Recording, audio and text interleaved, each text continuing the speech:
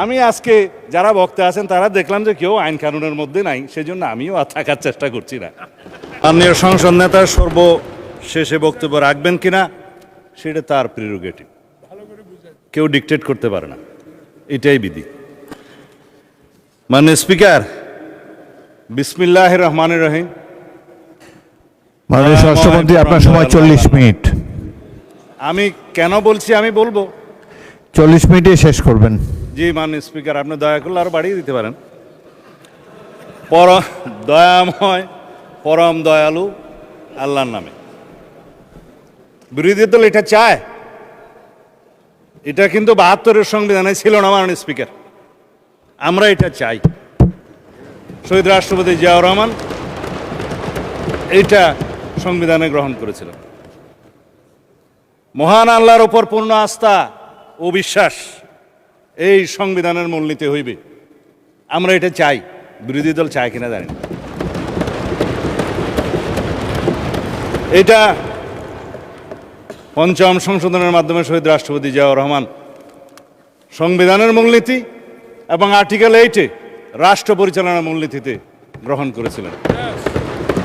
এই দুই জায়গা থেকেই পঞ্চদশ সংশোধনের মাধ্যমে বিগত ফ্যাসিস্ট সরকার নির্মূল করে দিয়েছে।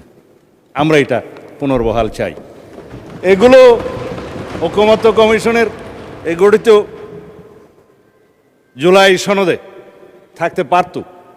কোনো রাজনৈতিক দলের আপত্তি ছিল, তারা রাখেন। এই জন্যেই আমি আমার পরের বক্তব্য বলবো, এখানে আসছি বিরোধী দল সংস্কার চায়, সংবিধানের সংশোধনী চায় না। পুনর্লিখিত সংবিধান কেউ চেয়েছিল যারা বিদেশ থেকে আমদানি হয়েছিল বিভিন্ন সংস্কার প্রস্তাব সহকারে।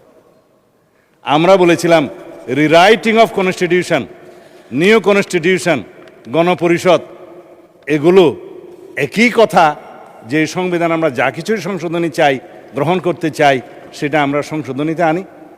তাল দপ করিয়া পড়িল নাকি পড়িয়া দপ করিল, এক কথাই তো মাননীয় স্পিকার। সংশোধনীতে আমরা চাই। এখন প্রস্তাবনার মধ্যে অনেকে প্রস্তাব করেছিলেন সংবিধানের প্রস্তাবনায় যে ৭১ এবং ২৪-কে বরাবর করে আমরা প্রস্তাবনায় নিয়ে আসি। মাননীয় স্পিকার, বাংলাদেশের জনগণের এদেশের সর্বশ্রেষ্ঠ অর্জন হচ্ছে বাংলাদেশের স্বাধীনতা। ৭১-এর সাথে আর কোনো কিছুর তুলনা চলে না। আমরা ২৪-এর জুলাই জাতীয় সনদ এবং জুলাই ঘোষণাপত্রের এসেন্সকে আমরা সংবিধানে ধারণ করার জন্য অঙ্গীকার করেছি, করব। চতুর্থ তফসিলে আসবে সেই কথা। জুলাই ঘোষণাপত্র আমরা বলেছি, জুলাই জাতীয় সনদও বলেছি। অঙ্গীকার নামায় দেখেন আপনি, শেষের পৃষ্ঠায় আছে, এই জুলাই জাতীয় সনদের অঙ্গীকার নামার মধ্যে আছে। যাই হোক, এখন ৭১ এবং ৭২-এর সংবিধান কেন ভালো লাগে না আমরা বুঝি তো মাননীয় স্পিকার। ৭১ এই দেশের স্বাধীনতার ঘোষণা, স্বাধীনতা যুদ্ধ, মুক্তিযুদ্ধ, বিজয় অর্জন, শহীদ রাষ্ট্রপতি জিয়া, সবই এক কাতারে গাথা। এদেশের মানুষের সর্বশ্রেষ্ঠ অর্জন, বিজয় গাথা। কারো জন্য হতে পারে এটা পরাজয়ের গ্লানি, আমি ওই জায়গায় যাব না। ৭২-এর সংবিধান কেন ভালো লাগে না মাননীয় স্পিকার? ৭২-এর সংবিধান কেন ভালো লাগে না? তফসিল ১-এর মধ্যে যে সমস্ত অর্ডারগুলোকে বৈধতা দেওয়া হয়েছে তার মধ্যে ৩ নম্বরটা হচ্ছে দি কোলাবোরেটর্স স্পেশাল ট্রাইব্যুনাল অর্ডার নম্বর 8, 1972, যার মাধ্যমে এদেশের স্বাধীনতা বিরোধী রাজাকার আলবদরদের বিচার করা হয়েছিল মাননীয় স্পিকার। যাই হোক, আমি এগুলো বলতে চাই না। যারা আদেশ নিয়ে কথা বলছেন, বলে যে আদেশও তো আইন। আমি কখনো স্বীকার করেছি আদেশ আইন না? সেই আদেশও তো আইন, বললাম তো এই আদেশও আইন। 151-এ যে সমস্ত অর্ডারকে রিপিল করা হয়েছে সেগুলো বাদে, সেগুলো আগে আইন ছিল। তারপরে যেগুলো কন্টেইন করা হয়েছে তফসিল ১-এ, সেগুলোর সিরিয়াল বাই বললাম প্রায় ২৭টার মতো আছে। ৩ নম্বরের কথা তো বললামই। যে সমস্ত অর্ডার চতুর্থ তফসিলের ৩, ৩-এর ২, ৩-এর ৩ এই মতো করা হয়েছে বৈধ, কিন্তু সেই অর্ডার আর করার ইখতিয়ার নাই। ৭ই এপ্রিল ১৯৭৩-এর পরে প্রথম জাতীয় সংসদের প্রথম বৈঠকের পরে তবে অ্যামেন্ডমেন্ট করার সুযোগ দেওয়া হয়েছিল 2 বছর। যাতে সংবিধানের সাথে সামঞ্জস্যপূর্ণ করা যায়। এই অর্ডারের আলাপ তো শেষ।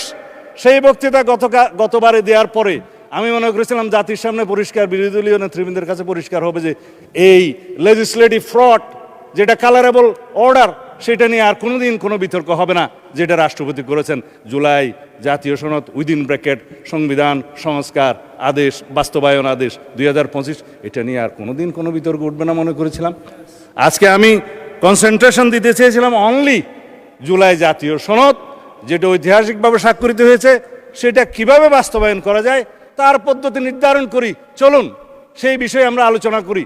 প্রস্তাব দিয়েছিলাম যে সংবিধান সংশোধন সংক্রান্ত একটা বিশেষ কমিটি, সংসদীয় কমিটি গঠন করা হোক সবাইকে নিয়ে, যারা এখানে রিপ্রেজেন্ট করছে জাতীয় সংসদে এবং স্বতন্ত্র সদস্য সহ।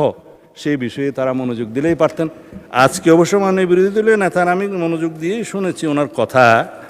তাতে উনি বলেছেন সরকারি দল বিরোধী দল মিলেমিশে এক কাজ করব, রাস্তা খুঁজে বের করুন সংবিধান সংশোধন এবং আইন প্রণয়নের জন্য। ওয়েলকাম জানাই, স্বাগতম।